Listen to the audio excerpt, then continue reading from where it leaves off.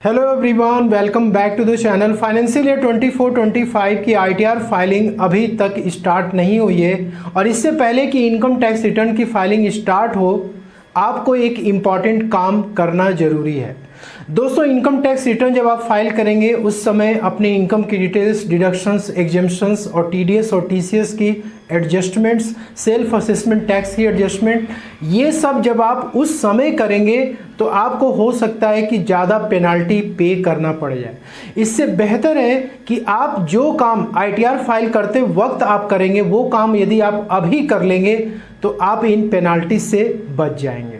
चलिए वीडियो को स्टार्ट करते। वीडियो काफ़ी इन्फॉर्मेटिव होने वाली है। चैनल पे नए हैं तो सब्सक्राइब जरूर कर लीजिए और बेल आइकन को प्रेस कर लीजिए। वीडियो पसंद आती तो इसे लाइक और शेयर करना ना भूलिए। यदि आपको ये चेक करना है कि आईटीआर की फाइलिंग स्टार्ट हुई है या नहीं, आप ई फाइलिंग पोर्टल पे आएंगे, डाउनलोड सेक्शन में जाएंगे और यहाँ पर आपको असेसमेंट ईयर सेलेक्ट करना है। यहाँ पे आप देख सकते हैं अभी 24-25 ही दिखा रहा है। 25-26 अभी तक दोस्तों इनेबल नहीं किया गया है। ना तो आईटीआर फॉर्म्स की नोटिफिकेशंस निकाली गई है, ना ही एक्सेल यूटिलिटीज आपको यहाँ पे इनेबल होते हुए दिख रहा है। जैसे ही ये हो जाएगा यहाँ पे आपको 25-26 दिखने लगेगा। अब आपको जो इंपॉर्टेंट टास्क करना है दोस्तों वो ये है कि आप यहां पे होम पेज पे चले आएंगे। इसके बाद यहां आने के बाद आपको यहाँ पे ये सेक्शन दिख रहा है इनकम टैक्स कैलकुलेटर का, इस पे आपको सिंपली क्लिक करना है और दोस्तों यहाँ पर आपको अपनी प्रॉपर एक कैलकुलेशन कर लेनी है। आईटीआर फाइलिंग जब होगा तब होगा, लेकिन आप यदि पहले से अपना सब कुछ कैलकुलेट करके रखेंगे तो आपको आईटीआर फाइल करने में बहुत ही आसानी होगी।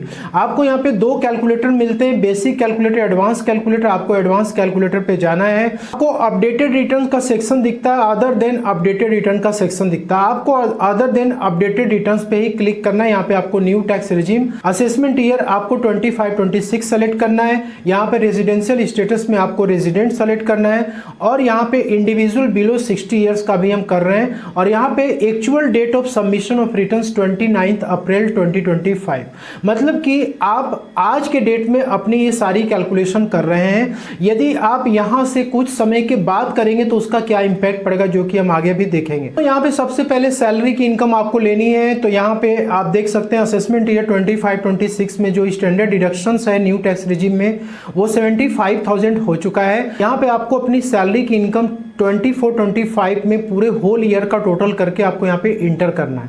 अब आपका जो एम्प्लॉयर होगा जिसने कि आपको पेमेंट कर रखा है, अब दोस्तों इस स्टैंडर्ड डिडक्शंस को माइनस करने के बाद आपकी जो नेट सैलरी आएगी वो 6,75,000 की आएगी, जिसपे कि कोई भी टीडीएस आपका नहीं कटेगा।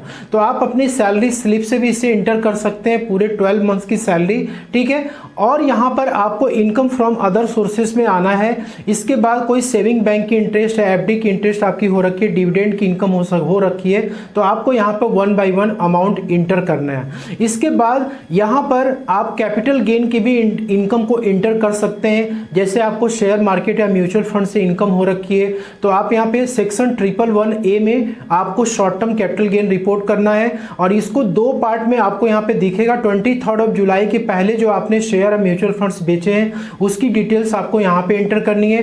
23 जुलाई 2024 के बाद जो आपने बेचा उसकी डिटेल्स आपको कैपिटल गेन की इस सेक्शन में एंटर करनी है। इसके बाद यदि आपकी कोई लॉन्ग टर्म कैपिटल गेन हो रखी है म्यूचुअल फंड शेयर मार्केट से तो आपको 23 जुलाई के पहले आपने बेचा है तो उसका गेन आपको इस बॉक्स में एंटर करना होगा। 23 जुलाई के बाद यदि आपने सेल किया तो उसकी डिटेल्स आपको इन सेक्शंस में देनी पड़ेगी।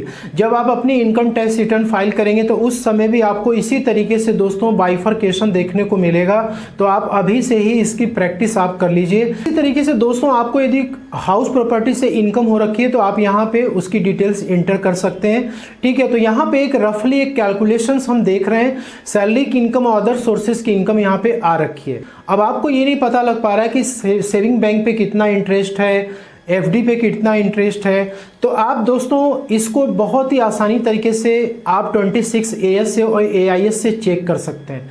26AS में आपकी वो इनकम आती है जिसपे कि टीडीएस कटा है, तो उस इनकम को आपको यहाँ पे डेफिनेटली लेकर के कैलकुलेशन करना है और जिसपे टीडीएस आपका नहीं भी कटा है वो आप AIS TIS से चेक कर सकते हैं।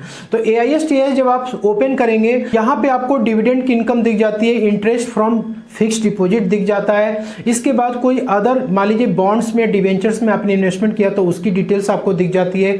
म्यूचुअल फंड और शेयर मार्केट पे यदि आपने कुछ सेल वगैरह किया तो उसका यहाँ सेल वैल्यू दिख जाता है। आपको capital gain, short term long term capital gain calculate करनी पड़ेगी, ठीक है, बिजनेस रिसीट से।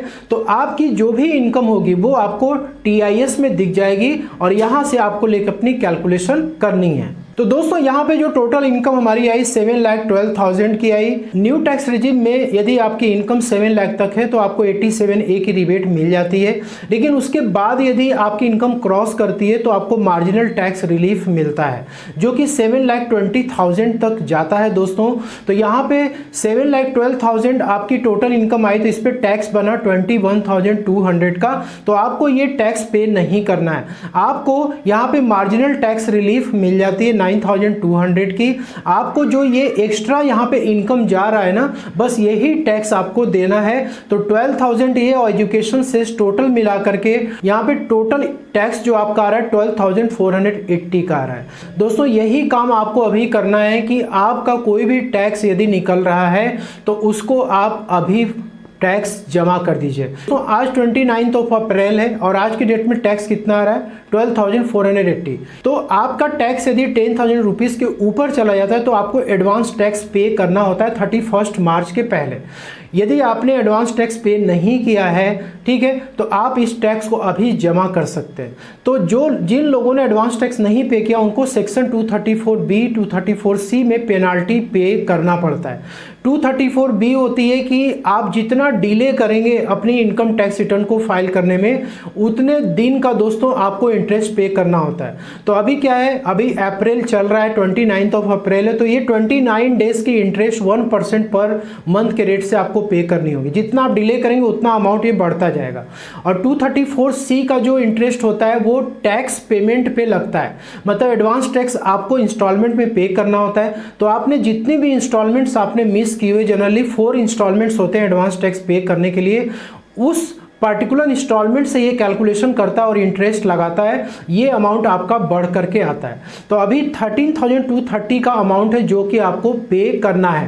मान लीजिए कि आपने 29 अप्रैल को ये टैक्स नहीं जमा कराया, अब आप 29 मई को आप जमा करा रहे हैं, तो उस केस में दोस्तों क्या इफेक्ट आएगा आप यहाँ पे देख सकते हैं कि आपका जो सेक्शन 234B का जो इंटरेस्ट है वो आपका बढ़ चुका है और बाकी जो आपकी इंस्टॉलमेंट वाली है वो तो एज इट इज है, तो ये आपके ऊपर बर्डन बढ़ जाएगा। तो यदि आप अपनी ITR को 31 जुलाई तक फाइल करते हैं तो उस केस में आपको कितना पेमेंट करना होगा, यहाँ पे देखिए 13,600 आपको पे करना होगा। दोस्तों इसलिए आपको ये काम अभी से करना है। आपका जितना भी टैक्स आ रहा है उसको आप जितनी जल्दी हो सके जमा करा देंगे तो आप 234B के पेनाल्टी से बच जाएंगे। अब सीनियर सिटीजन का एग्जांपल लेते हैं। मान लीजिए आपकी एज 60 ईयर्स से लेकर 79 ईयर्स के बीच में है, तो आपकी बिजनेस या प्रोफेशन से कोई इनकम नहीं है, तो ऐसे केस में आपको एडवांस टैक्स पे नहीं करना है, इवन कि वो 10,000 रुपीज़ के ऊपर क्रॉस कर जाता है।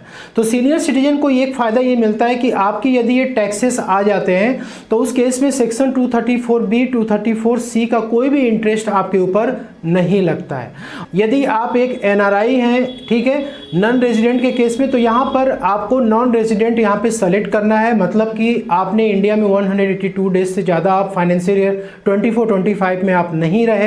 तो NRI के केस में ये है कि आपको ना तो यहाँ पे 87A की रिबेट मिलती है, ना ही कोई मार्जिनल टैक्स रिलीफ वगैरह मिलता है, ठीक है। तो एक नॉर्मल सिटीजन की यदि हम बात करें, नॉन रेजिडेंट है, तो उस केस में यहाँ पे आप देख सकते हैं कि 21,200 मतलब 21,200 का पूरा टैक्स इन्हें पे करना है, ठीक है। और इसके बाद यहाँ पे जो भी इंटरेस्ट होगी 234C का और 234B का वो पे करना होगा। तो यहाँ पे NRI के केस में अमाउंट ज़्यादा पे करना पड़ेगा।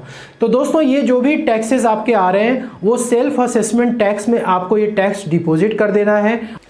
दोस्तों टैक्स पेमेंट करने के लिए आपको होम पेज पे आना है। यहाँ पे ई पे टैक्स का आपको ऑप्शन दिख रहा है, इस पर आपको सिंपली क्लिक करना होता है। इसके बाद यहाँ पे आपको अपना पैन नंबर इंटर करना है, देन आपको पैन नंबर कंफर्म करना है, यहाँ पे मोबाइल नंबर इंटर करना है और देन आपको कंटिन्यू पे क्लिक करना है। आपके मोबाइल नंबर पे एक ओटीपी जाएगी, उस ओटीपी को आपको इंटर कर देना है। ओटीपी इंटर करने के बाद आपको कंटिन्यू पे क्लिक करना है। यहाँ पर आपको फिर से कंटिन्यू करना है। तो यहाँ पे जो फर्स्ट टैब इनकम टैक्स का दिख रहा है सेल्फ असेसमेंट टैक्स 300, इसमें आपको अपना टैक्स डिपॉजिट करना है। यहाँ पे असेसमेंट ईयर आपको 25-26 सेलेक्ट करना है। मेक श्योर करें 26-27 आपको सेलेक्ट नहीं करना है। यहाँ पर आपको सेल्फ असेसमेंट टैक्स 300 सेलेक्ट करना है और जो आपने कैलकुलेशन कर रखी है यहाँ पर दोस्तों आपको कंटिन्यू पे क्लिक करना है और जो आपने कैलकुलेशन कर रखी थी जितना टैक्स आपका आ रहा है वो आपको यहाँ पे इंटर करना है। और जो पेनाल्टी और इंटरेस्ट वगैरह है सेक्शन 234B और C का वो इंटरेस्ट आप यहाँ पे इंटर कर सकते हैं। देन आपको यहाँ पे कंटिन्यू पे क्लिक करना है। आपको काफ़ी सारे ऑप्शंस यहाँ पे आ जाते हैं। यहाँ पे यूपीआई पेमेंट गेटवे पे आप क्लिक करके अपने टैक्सेस को आप डिपॉजिट कर दें और इसके बाद दोस्तों ये टैक्स आपके पैन नंबर पे डिपॉजिट हो जाएगा और जब आप अपनी आईटीआर फाइल करेंगे तो उस समय आप इसको एडजस्ट करा सकते हैं। तो दोस्तों यदि आपके किसी इनकम पे टीडीएस कटा है तो जो टैक्सेस आपके अभी निकल रहे थे उसमें से वो टीडीएस एडजस्ट हो जाएगा, जो रिमेनिंग रहेगा वो आपको पेमेंट यहीं पे आपके करना पड़ेगा। तो आशा करता हूँ कि वीडियो में दी गई जानकारी आपको पसंद आई होगी। अच्छी लगे तो लाइक शेयर जरूर करिएगा। मिलते हैं अगले नेक्स्ट वीडियो में। Thank you so much for watching.